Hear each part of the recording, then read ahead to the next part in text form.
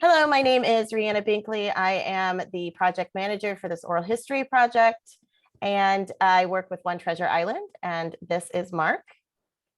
Hi, my name is Mark Connors. I'm a longtime resident and organizer here on Treasure Island. Great. And today is Wednesday, March 30th, about 10 after 10 a.m.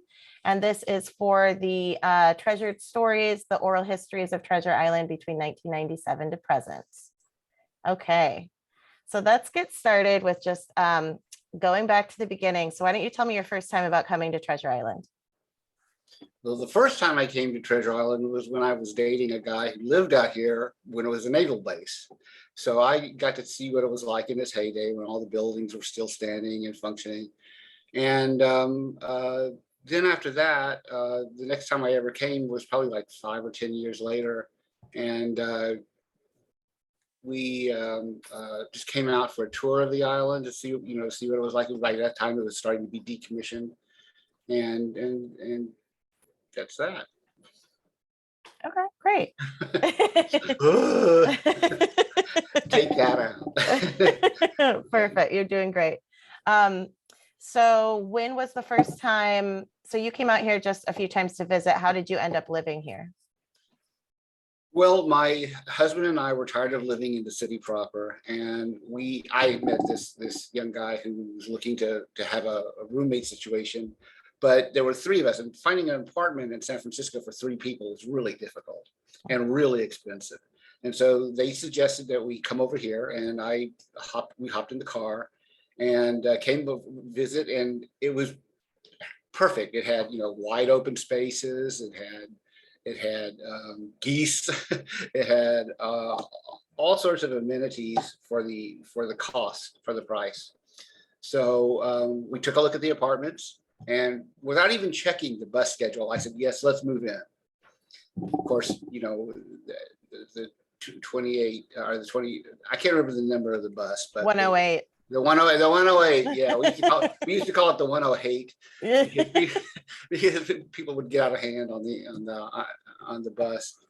But we took it, we moved in, and then I was lucky. I found out that I was only 1 stop away from my office. So in the city, in San Francisco? In the city, right, yeah. Okay. I worked in the Civic Center, and all I had to do was get off at 1 stop in, I had to only 1 stop on the, hold on. Sorry. No, you're fine. Right. Again. So we were only like basically 1 stop away from my office, 1 or 2 stops, and we get off downtown and ride to the Civic Center where I worked, and it was, quite a pleasant little ride at that time. Mm-hmm. So what year was it then when you actually moved to the island? Oh, I can't tell you. I know that it was about 20 years ago. Okay. Yeah, I'm not. So people started moving in around 1999. So if it was just a few years after that, like you were, in the first wave of people. Right. So what was the island like then when you first moved on the island? Well, there were no stores. Well, let me rephrase that. There was 1 store, I believe, over at the Job Corps. And it was kind of like a convenience store, but not quite. We have, fully stocked convenience stores now.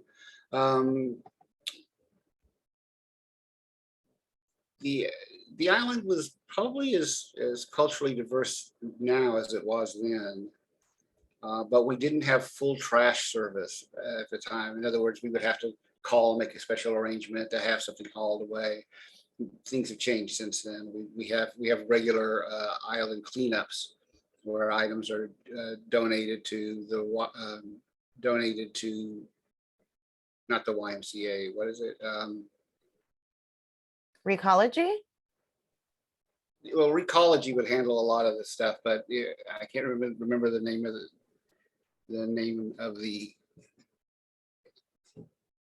I need to slow down for a second. Okay. So we would have an island cleanup day, and one of the companies that would come out would be Goodwill, and it was very successful.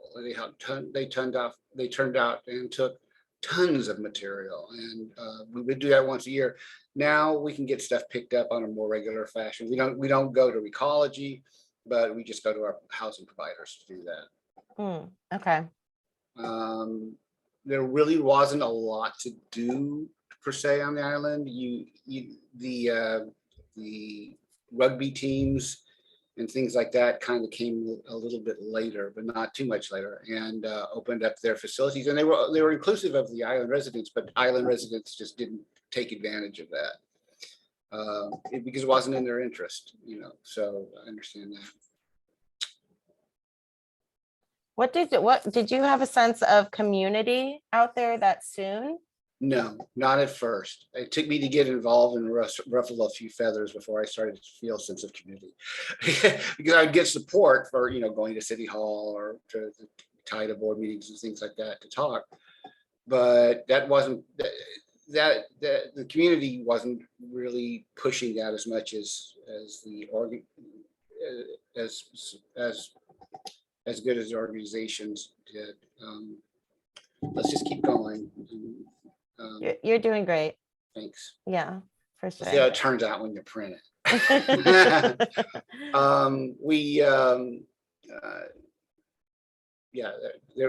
There was not at first a sense of community as we do here now. That's not to say there wasn't a community. It's just that I feel as they weren't talking to each other.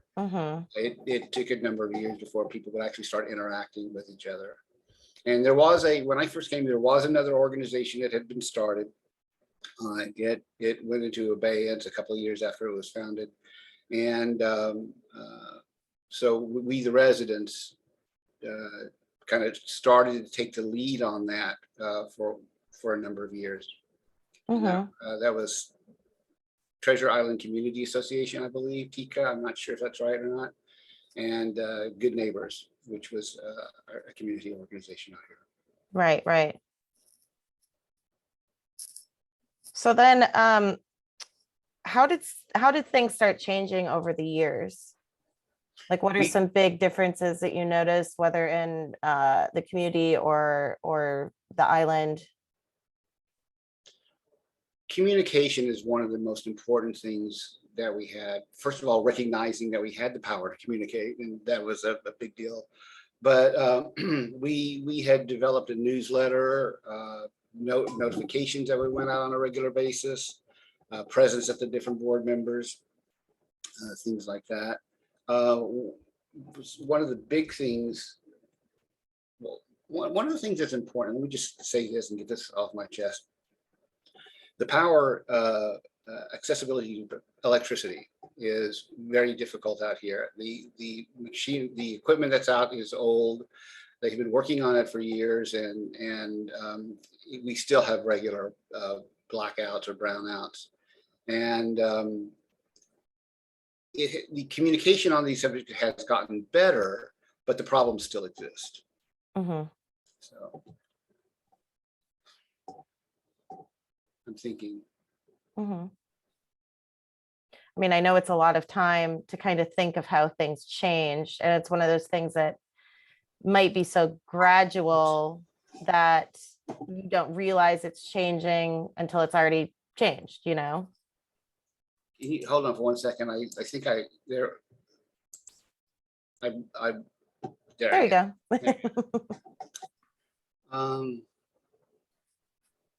Like when so I know that people started moving out there kind of slowly. So once more and more people came out there, how did things change? Well, it depends on who you talk to, for obvious reasons. People started, a lot of people were more urban, or is that right? More urban, that's not right. They were more city dwellers, and they were used to going to their representation and getting things done. On the island, you were directed to go to the Treasure Island Development Authority, and that was causing kind of confliction. It's like this Treasure Island Authority group is supplanting our management. Our hold on, I got to stop. Okay. I can't, I might have a weird thing happening. Okay. So the question is, how did I get involved in what we did in the early years of the organizations that I Mhm. started or were involved in? And I got involved because I had started a website. I didn't realize there were two other websites already in existence, but my big thing was to publish as much information, and so I would go to my sources and get as much information as I could, publish it, send it out, and go my merry way. There was an employee of a government employee had encouraged me to become more involved. She said, you're doing the same things that I'm doing. I want to just make sure that we, get the good information out there. When I say good, not biasly positive, but just accurate. Mhm. Mhm. And so I think the first thing was that I got her to publish a monthly calendar and resource guide. It was one page each, and they were 8.5 by 11. And we would plan, and we had a deadline to where information had to come in and get published, and we had circulation. We were able to get it mailed, but that became kind of cumbersome to do. So we decided to break that off, and we made the first island resource guide, which was quite extensive and had all sorts of resources, police, social, all sorts of things that people could get information on. And what else? You And the newsletter. Oh, and one of the things that I did that I really, really liked, but I kind of became fanatical about, was the newsletter, the Treasure Island. What was it called? Do you have the name of it? I have Treasure Island newsletter. Okay, we'll just call it Treasure Island newsletter. We use Publisher to make a really nice newsletter, have lots of information in it. We would be able to say to people who wanted to advertise an event, you got to tell us that by this date. It got a lot of positive reaction. There was some negative feedback in that we weren't publishing information that the low-income community would find helpful, and we tried to fix that. I can't think of anything else. Can you tell me about the quality of life survey that you were part of conducting? Oh yeah, I don't know where I got the idea of it, but it kind of occurred to me that there is no information about Treasure Island and what we are interested in and what we think. Yeah. And I know that people got nervous, particularly in the nonprofits and in the government. They got nervous about what I was going to say. It's like, it's not me. it's the people. Mhm. So we created, I really overshot this. We created a survey that had like 100 questions. I mean, it went anywhere from the power outages to pets, things like that. And we were able to create a really nice document that kind of caught everybody off guard. They thought it was going to be some kind of junky thing, but it wasn't. It was really nice, beautiful graphs. And our plan was to do it every year or every 5. We hadn't decided yet, to compare over time to see, are things getting better or not. Well, it was really, we only did the one edition. And for years, myself and other people would take it to meetings and say, in this report, it said blah, blah, blah. And it was really nice to have. I spent way too much time on it, and I had to move on to other things. Mm-hmm. Wow, that is so I don't know, that's so like appealing to me because I'm kind of a data nerd, and just to like have something with like measurable qualitative or quantitative data for that's the idea of that's really awesome. Well, one thing that they didn't count on for sure was we asked people who worked here what they thought too. So you were broken down into residents or non-residents, and the non-residents would be broken down into subcategories and stuff like that. But we did that because there was a sense of community. It's like, we're not here just taking services. You're here too, as part of part of what's going on. And so we wanted to get the nonprofits and this governmental agencies to participate. Participation was not strong, but it was, at least it was good. You reached out to people, and that was enjoyable. That's what I liked. I liked inclusion, getting people involved that aren't normally involved, even if it's just a conversation on the bus. The bus, now the 25. The bus was our number one place where people got their information, from writing back and forth. Now, it was kind of gossipy, for people going back and forth, but it was, if we wanted something to be heard about, we put announcements up on the bus stop shelters, and that's where we really got a lot of information. Shelters. Okay, that's actually good to know. Yeah, for real. Did you ever notice any, like, how was the relationship between market rate folks and affordable housing folks? We had a whole issue around that. There was, I'm thinking,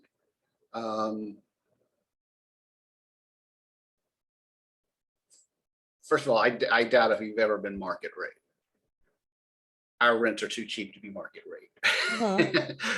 But one could say that doesn't have an impact.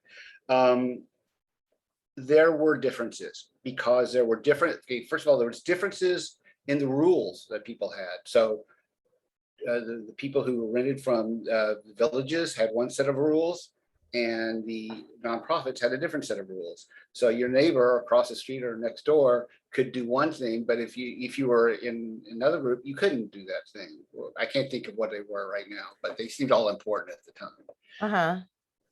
And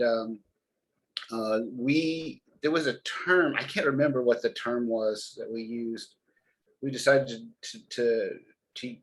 we decided to use, I can't remember the name of the name of the different groups.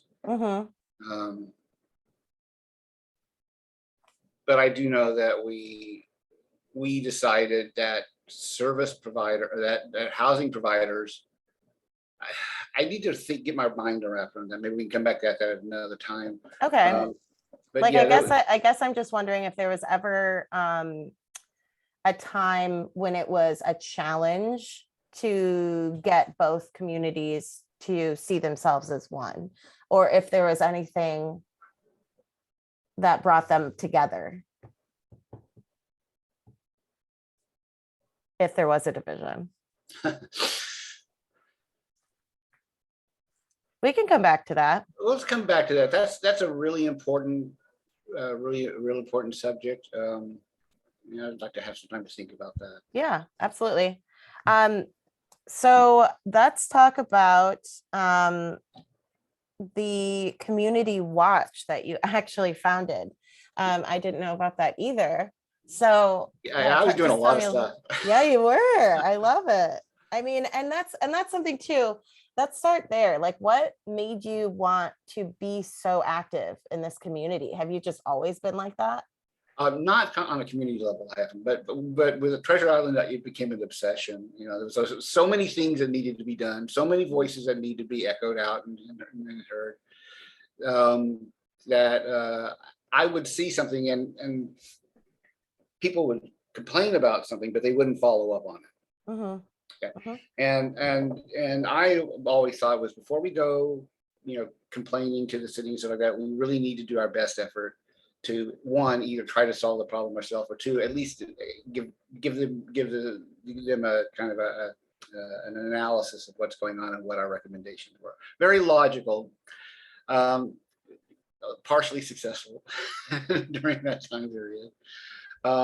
Crime was really interesting, because I could go to these online websites that you could pull up all the crimes and stuff like that for a period of time. I started doing cycles. I started watching the cycles, like how frequently did we have, more than 10 burglaries? We used to have a really bad burglary problem and a car problem, but the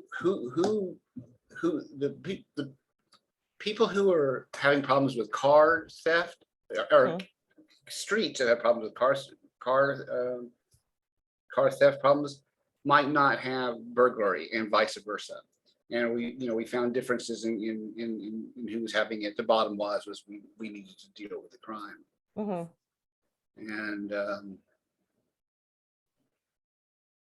Did that end up being a successful program? I would have to say no, because people would call us and tell us what's happening.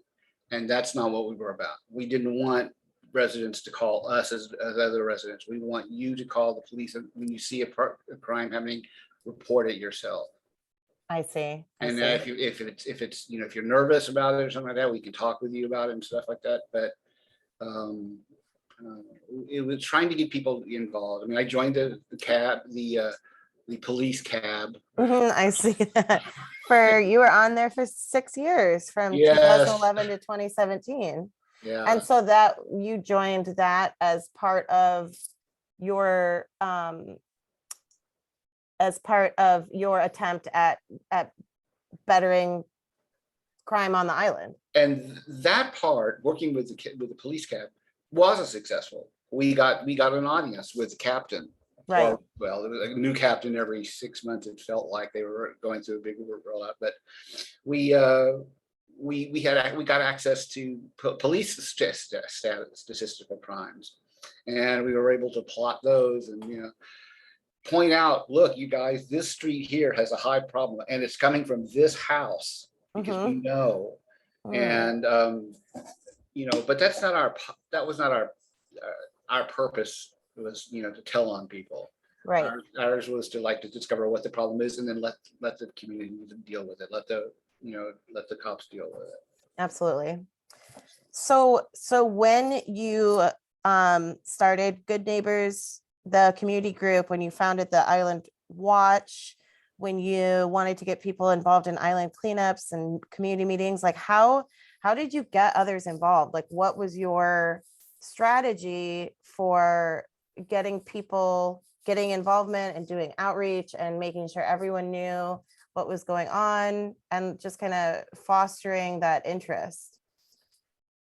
Well, at the beginning, it was kind of a new thing to get the residents involved, with these various efforts. We would, of course, do the thing of putting out an email or putting it on the web, talking to each other, like on the bus. Yeah. And other locations.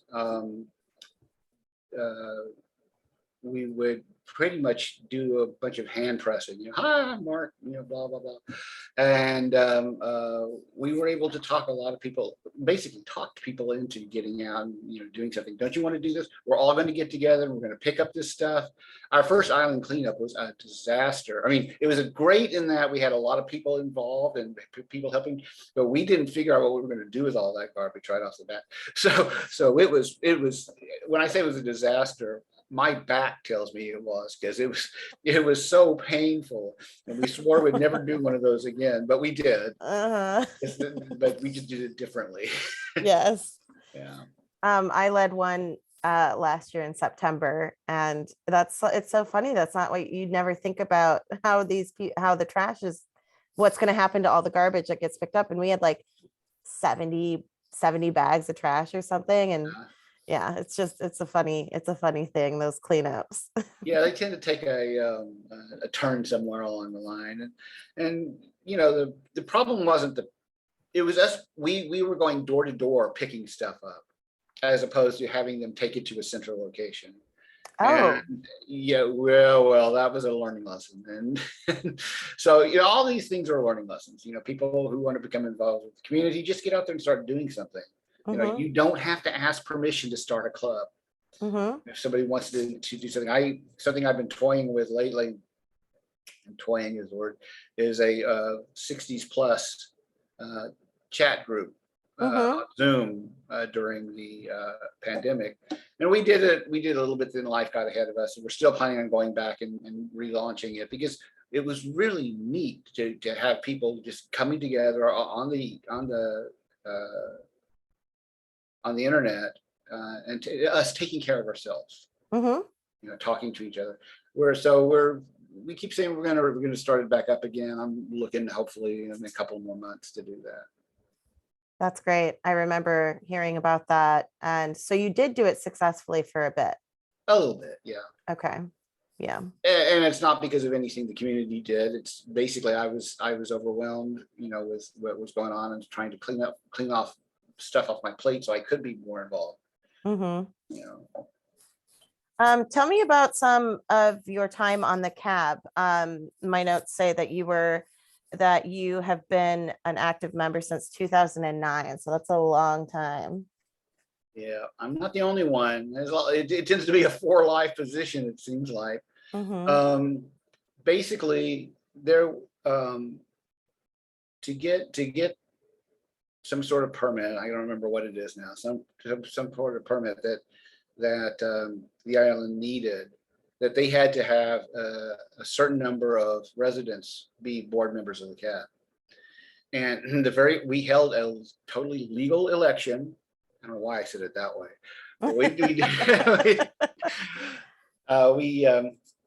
an election where we went door to door saying, "Hi, I'm Mark, and I'm running for this position. Please vote for me." And they had to put it, it had to go through the regular process that you do whenever you have an election. Hmm. And then so we had 4 positions, and the rule was that that the board members had to be 2 low income and 2 non-low income.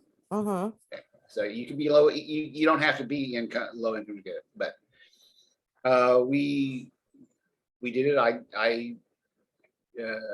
I won the first round with I think it was actually I think I'm on the mayor's representative list. I'm not sure.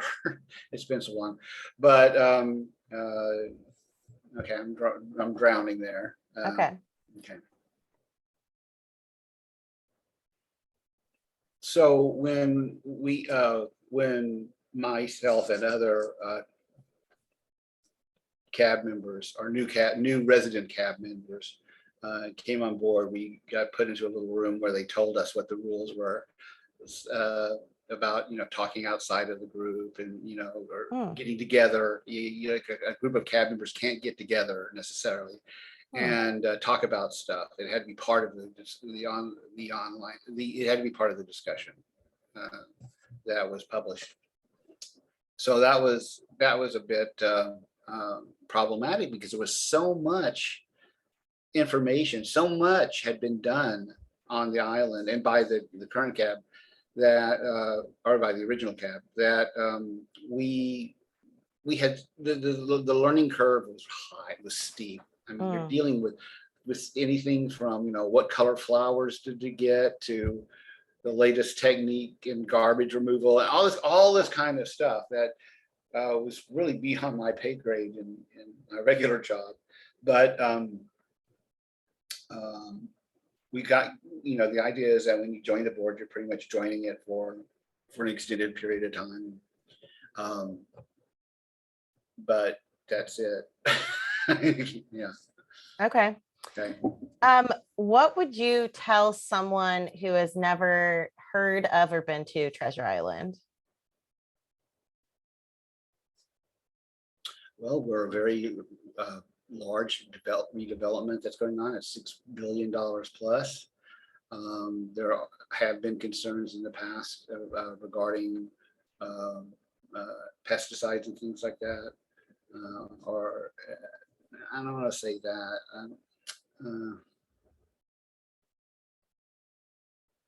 We're kind of like a bedroom community. We're very small. We're isolated. We do now finally have some grocery stores, and we have what's it called, a ferry. We now have a ferry. If you moved in within the right time frame, that you would be more or less guaranteed a spot in the new development, which was a reason why a lot of us came to the island. For me, it was a part of my retirement plan. It's Mhm. I know that if I stay, they tell you when you rent, I don't know about now, but when I was renting, if you were in good standing and you came during this period and stuff, that you would be included in the development at current rates. And Mhm. that was very exciting. They told us a lot of things, and but that was the number one thing. Yeah. Yeah. And what what are your hopes and dreams for the future for Treasure Island with all this development? I hope that as many people possibly can, who live on the island now can be in the new development. You know, I, I, that's my wish. That's my hope. Mhm. I mean, that's a valid good hope and dream. Um, well, Mark, I think this has been great. Do you have anything else you want to talk about? Not right off the bat. Okay. Yeah. Well, yeah, I think this was a great interview. And for someone who has been so active in the community the whole time you've been out there, it was great to kind of hear a little flesh out story of more of these talking points. So I really appreciate it. And I'm going to go ahead and hit stop if that's okay. And we can chat for a bit. Sure. One thing is that Yes. if you need more information, let me know. I'll be happy to talk to you. Okay, great. I'm gonna just hit stop real quick. Thank you so much.